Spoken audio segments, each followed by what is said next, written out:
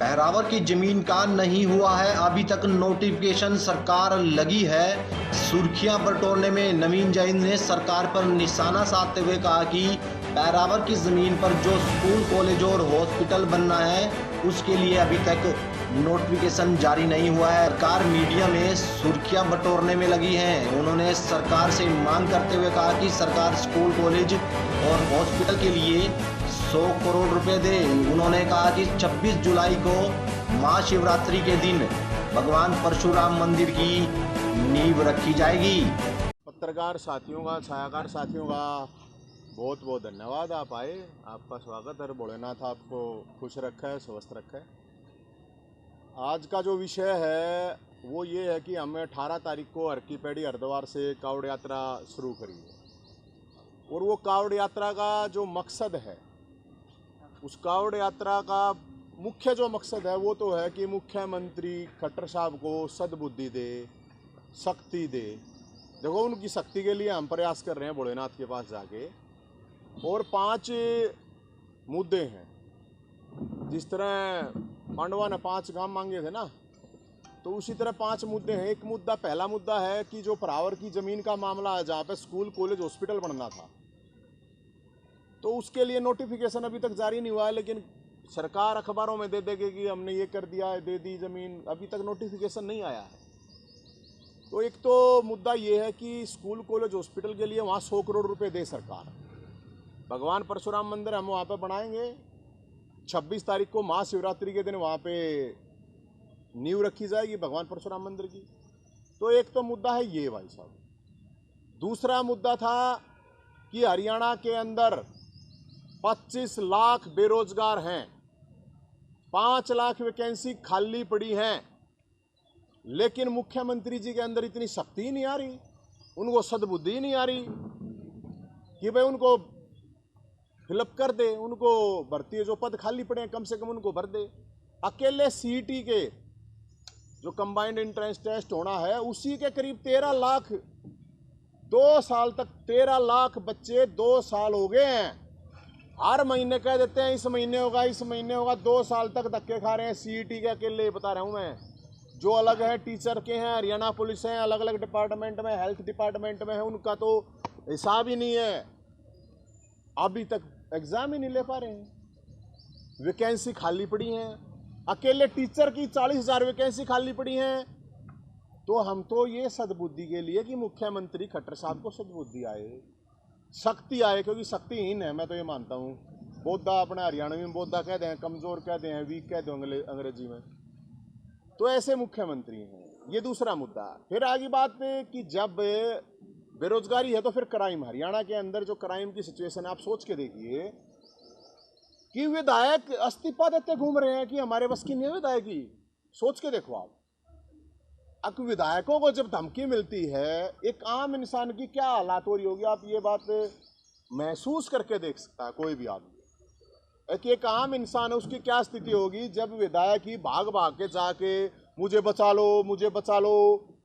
अरे जब विधायक ये बात कह रहे हैं कि भाई मुझे बचा लो, बड़ी गजब की बात है। और फिर विधानसभा और सरकार, मुख्यमंत्री तुरंत बुला लेता है उसके ऊपर मीटिंग कि विधायकों की सुरक्षा सुनिश्चित होनी चाहिए। अच्छी बात है, होनी चाहिए, हमारे जनप्रतिनिधि हैं। अपन को AK-47 दी जाएगी, सुरक्षा गार्ड दिए जाएंगे। भाई विधायकों को तो दे दोगे जो लोगों की ऐसी तैसी कर रखी है, महिलाओं ने चैन फैन ना छोड़ दिया, असली सोना नहीं पहन रही महिलाएं, नहीं पता हो तो आपको, क्योंकि चैन स्नैचिंग कितनी है। किसी के पास पैसा जाता है, उसको फरोख्ती की धमकी, कहाँ पे गोली चक्कू चल जाए किसी को कुछ नहीं पता, कोई सुरक्षित नहीं है।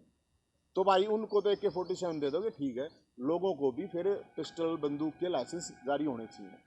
जिनको लगता है कि खतरा है, तो सरकार उसके लिए वो 5-5 लाख रुपए लाइसेंस दे के बनाए हैं, ये तो फ्री बनने चाहिए। भाई उनको आप AK-47 दे रहे हो, अच्छी बात है सुरक्षा में। लेकिन सवाल ये है कि जब DSP तक को कुचल दिया जाता है, अवैध माइनिंग, अवैध माइनिंग कहाँ नहीं हो रही रहा। भिवानी से बंदरगढ़ से शुरू होगा, पूरा बॉर्डर आ जाओ, सोनीपत से लेकर पूरी जमुना, ये यमुनानगर तक पूरी जमुना, हर जगह अवैध माइनिंग हो रही है। और जब अवैध माइनिंग हो रही है तो उस टाइम पे अल्लाह गुल्ला होके कर देते हैं कि भाई हाँ ठीक है। एक पुलिस वाले के ऊपर हाथ उठाना कितनी बड़ी बात होती है, एक सिपाही के ऊपर। यहाँ तो DSP को छोड़ दिए जा रहे हैं। तो जब DSP को चढ़ देगा कोई, तो आप सोच के देखो हिम्मत कितनी है। तो ये राजनीतिक संरक्षण से हजारों करोड़ रुपए का खेल अवैध माइनिंग का होता है। तो भाई साहब फिर आ गया नशा। कौन सा ऐसी जगह है, मैं तो जहां पे भी जा रहा हूँ लोगों से बात करते आ रहे हैं, पैदल आ रहे हैं हम तो घूमते फिरते, तो हर जगह नु है भाई चिट्टा पंजाब में बेचा रहा था, हरियाणा में भी चिट्टा बेचा है। कोई सी ऐसी जगह नहीं है। ऐड शुरू हो गई है दारू की, ठेके वाले ऐड कर रहे हैं कि हमारे यहाँ बड़ा ये दारू पियो, आपका परिवार भी सुरक्षित रहेगा, आप स्वस्थ रहोगे। अरे दारू पीना स्वस्थ रहेगा, दारू पीने वाले तो ना पी लेंगे, उनकी ऐड की जरूरत की है। कभी सुना है आपने हरियाणा में दूध का ऐड करा हुई सरकार ने? अरे हरियाणा तो दूध दही का खाना बोला करते, अब तो दारू का पीना हो गया भाई। दारू सस्ती कर रही है सरकार, दूध महंगा कर रही है। दारू तो इजीली अवेलेबल हो जाती है 12 बजे रात में, दूध आपको नहीं मिलेगा 9 बजे भी। तब भाई हम शिव शंकर भोलेनाथ से इसलिए ये कोशिश कर रहे थे, आज जो डकाए थे कि सरकार को सद्बुद्धि दे दो। अरे इस सरकार ने शक्ति दे दो, शक्ति नहीं है। अब जैसे कानून व्यवस्था का मामला आता है, नशे का मामला आता है, हमारे गृह मंत्री जी अनिल विज साहब बोला मैं गब्बर सिंह हूँ, गब्बर सिंह। अरे उस तो पता नहीं किसने बता रहे, गब्बर सिंह तो डाकू था खुद। गब्बर सिंह का सोले पर मैं अनिल विज साहब तने को हूँ, मैं इसलिए कह रहा हूँ इनको सद्बुद्धि मिलनी चाहिए। नू कहा गब्बर सिंह से कोई बचेगा नहीं। अरे भाई गब्बर सिंह का करेक्टर आपने कभी देखा है? गब्बर सिंह का करेक्टर था शोले में डाकू का। तो हरियाणा में गब्बर सिंह के गुंडों के हवाले है कानून व्यवस्था, जिस तरह से हरियाणा के हालात हैं। फिर आ गया भ्रष्टाचार का मामला, आपके करनाल का ही था। 100 करोड़ के तहसीलदार और डीटीपीओ वगैरह हो रहे थे। एचपीएससी में करोड़ों रुपए थे, या फार्मेसी में करोड़ों रुपए। वो भाग रहा है, वो मुख्यमंत्री का खास आदमी है। वो मुख्यमंत्री लोग हो रहा है, कितने लोग हो रहा है मेरा नहीं, उसका कहाँ छुपा रखा है। मुख्यमंत्री जी खट्टर साहब आपका इतना क्लोज आदमी, और वो पकड़ा नहीं जा रहा। तो इसका मतलब क्या? इसका मतलब क्या है कि मुख्यमंत्री जी के सारे सारी चीजें हो रही हैं। मुख्यमंत्री जी नकली राजा हरिश्चंद्र का मोर बांधे घूमे हैं। तो ये हमारे 5 इशू थे, नशा, क्राइम का, रोजगार का, प्रावर की जमीन का। फिर जहाँ पे भी जा रहे हैं तो वहाँ की लोकल बात है। जहाँ तक देखो यार, आज तो करनाल में हम हालांकि ये इकट्ठा कर रखा है हमने, गंगा जल ले रहे हैं सब टाइम तक देंगे अपनी कावड़ यात्रा पूरी होने के बाद। करनाल के अंदर सबसे पहले क्या करते हैं, ये अवैध कॉलोनियां बसाते हैं। अब पता चला 80-80, 70-70 साल जिनकी रजिस्ट्री हो लिया, इंतकाल हो लिया, उनके भी घर गिर हैं। गरीब आदमी का तुम घर गिर दो, गरीब आदमी पर ताकत दिखाओ हो तुम।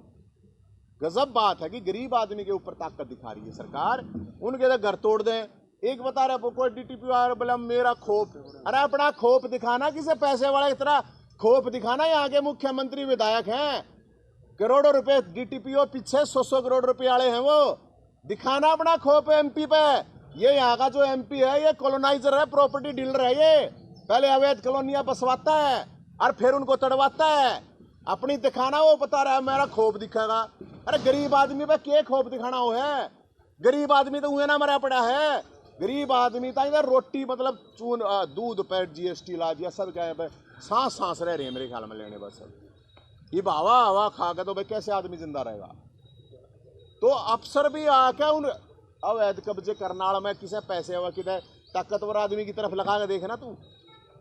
गरीब आदमी आगे ढाके घर वाला मेरा खोप क्या खोप क्या खगड़ पाग रहा है। लेकिन ये मुख्यमंत्री है भाई, उन बांस आवेगा, गरीब लोग आस पास बसे रहेंगे, इनमें तो बदबू आओ इन लोगों ने। तो हम तो ये कह रहे हैं मुख्यमंत्री जी को सद्बुद्धि दे भगवान भोलेनाथ और शक्ति दे, क्योंकि जिस तरह हरियाणा में सरकार चल रही है, कंस का राज है, कानून का राज नहीं हो सकता। कंस का राज हो सकता है, कौरवों का राज हो सकता है, कायरों का राज हो सकता है, कानून का राज हरियाणा के अंदर है नहीं।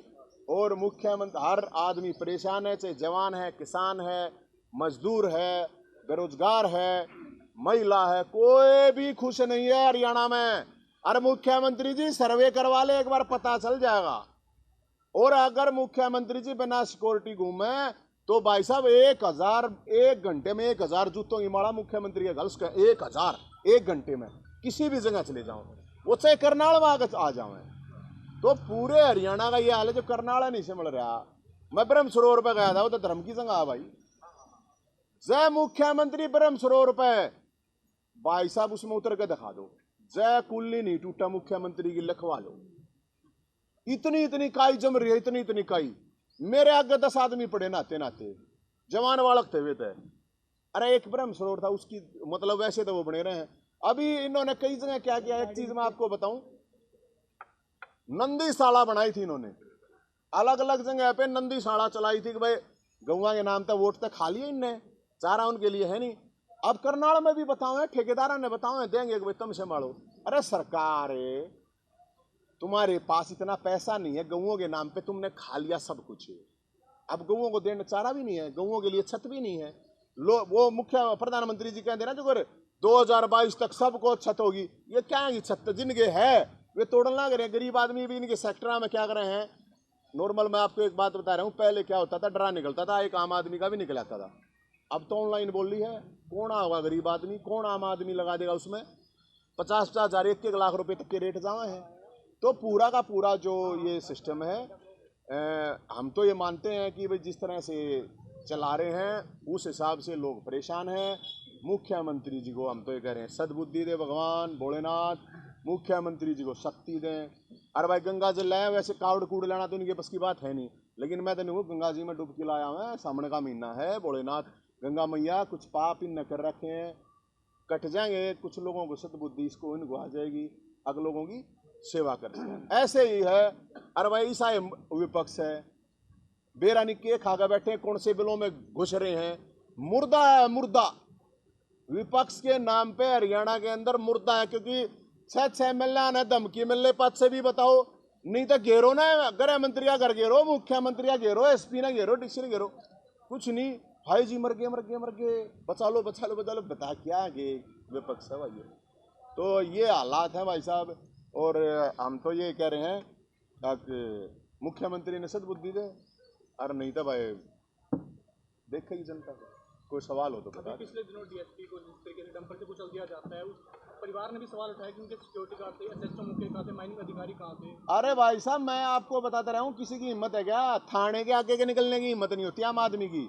चौकी वैसे नाका लगा रखा होता है ना आपकी गाड़ी में, सारे कागज है, कोई आपने गलत काम नहीं कर रखा, उसके बावजूद भी धड़कन तेज हो जाए, अगर वो पुलिस है, और वो डंपर चढ़ा देते हैं, ऊपर से सरे होता है। अवैध माइनिंग के नाम पे हजारों करोड़ रुपए। अब विपक्ष इसलिए नहीं बोल रहा, पहले वे मलाई खा रहे हैं, वे अपने बेला में घुस रहे हैं। तो ये हालात है भाई साहब, और ऐसा कैसे हो सकता है, डीएसपी को चलने की हिम्मत आप सोच सकते हैं।